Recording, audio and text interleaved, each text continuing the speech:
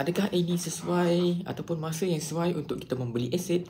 Contohnya rumah pada ketika ini, walaupun pertumbuhan ekonomi semakin pulih dan semakin untuk naik sedikit demi sedikit, dan OPR memang akan naik sampai ke 3%. Adakah ia baloi untuk membeli masa ini? Jom kita intro terlebih dahulu. Let's go.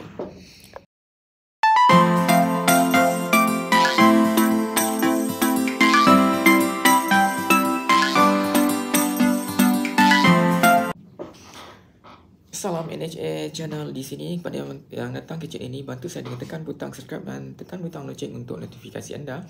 Kepada yang baru datang ke channel, terima kasih kerana support channel ini.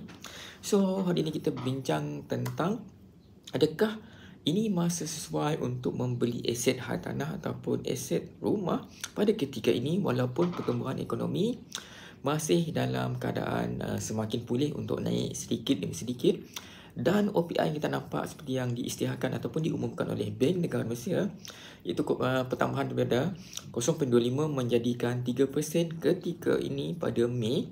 Adakah ia sesuai untuk anda? So, ini adalah pendapat saya. Bagi jawapan saya adalah tidak. Okey, disebabkan apa yang saya ingin katakan ini, pendapat saya mungkin ada pandangan lain. Itu adalah mengikut pandangan ataupun pendapat anda masing-masing. Bagi saya, walaupun ketika ini selepas pandemik, keadaan ekonomi semakin pulih dan meningkat sedikit demi sedikit, dan ia memberi sebanyak kepada peluang pekerjaan dan sebagainya. Dan pada masa yang sama juga, keadaan barang harga pun naik juga. So, daripada kita pun nampak kalau rumah ni, so untuk yang bahan mentah pun akan naik, upah dan sebagainya, yang meliputi banyak lagi kos tentang untuk kenaikan harga rumah ketika ini.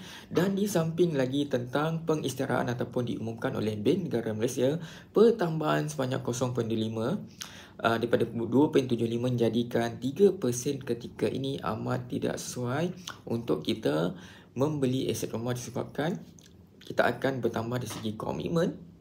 Komitmen ni, kita kena tahu tentang komitmen pertambahan bayaran bulanan kita. So, memang akan affected sebab rumah ni dia punya adalah floating rate. So, dia akan berubah-ubah mengikut keadaan semasa, terutama dengan OPR tadi. Dan bank takkan menanyakan ataupun memberitahu tentang OPR ni, melainkan kita ambil sedikit tentang ilmu dan kita tanya apakah maksud OPR ni, tentang apa yang terkandung dalam kita punya agreement untuk SNP tadilah. Kalau kita sekiranya kita yang mencari ilmu, bertanya, so kita akan dapat ilmu tentang OPR tadi. Kadang-kadang kita nampak sign tu, kita sign je. Apa maksud ni? Kita nampak yang common je, yang detail kita tak baca sangat lah. So, keadaan OPR ni dapat memberikan kita pengetahuan, berikan kita macam satu ilmu bahawa mungkin tidak sesuai untuk membeli rumah ketika ini, dan sekiranya anda mempunyai gaji yang mencukupi sajalah. Kecuali orang kaya ataupun orang yang mempunyai banyak duit, itu terpulang kepada mereka untuk mereka membeli aset, untuk menambah aset. Bagi yang cukup-cukup makan ataupun macam kita ni, mungkin kita tengok keperluan dahulu, mungkin kita sewa dahulu, kita pun tak tahu jangkaan OPR akan turun, dan harga rumah memang kita tak akan nafikan memang akan naik 5% hinggalah 10%, bergantung kepada jenis rumah, lokasi dan kawasan hotspot tadilah. So, dekat sini keadaan memang tidak sesuai ketika ini untuk membeli rumah walaupun pertumbuhan ekonomi yang semakin pulih dan OPR yang akan naik dan naik lagi. So, bilakah OPR akan turun dan keadaan stabil, kita pun tak tahu. So, kita maintain je lah untuk buat saving, pasif ni simpanan kita dan sebagainya. Belilah untuk yang keperluan saja, kendak kita tolak, tapi dahulu kita cuba untuk jimat cermat, dan harga barang belum stabil dan akan naik dan naik.